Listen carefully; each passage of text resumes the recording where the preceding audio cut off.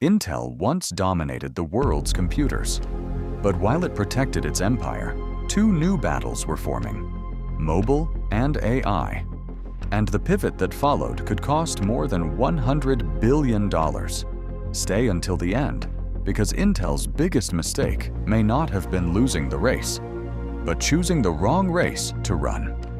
In the early 2000s, Intel was already building chips for smartphones and handheld devices using its X-scale technology. It looked like Intel had a place in the mobile future. But in 2006, Intel sold its communications and application processor business to Marvell for $600 million. The company chose to focus its resources elsewhere. Then, the smartphone revolution exploded.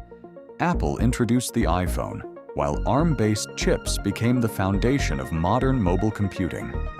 Intel's traditional PC advantage suddenly mattered far less. The irony was enormous.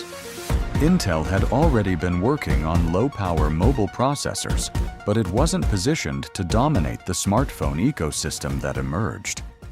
Then came the next revolution: artificial intelligence.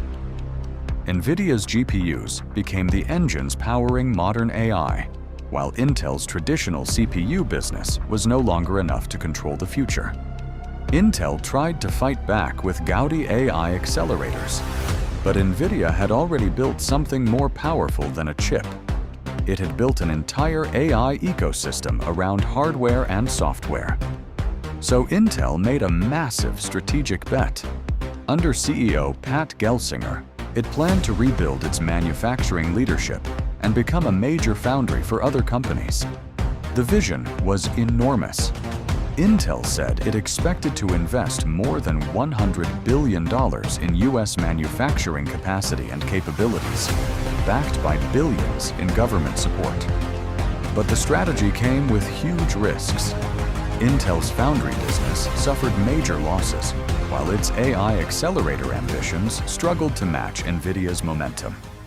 By 2024, Intel was under enormous pressure.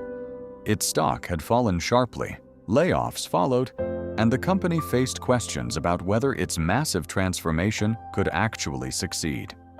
Intel didn't just lose mobile and AI, it arrived too late. Now, after a $100 billion plus manufacturing bet, its next move could decide whether Intel makes history or becomes history. Subscribe to Tech and Titans for more tech stories.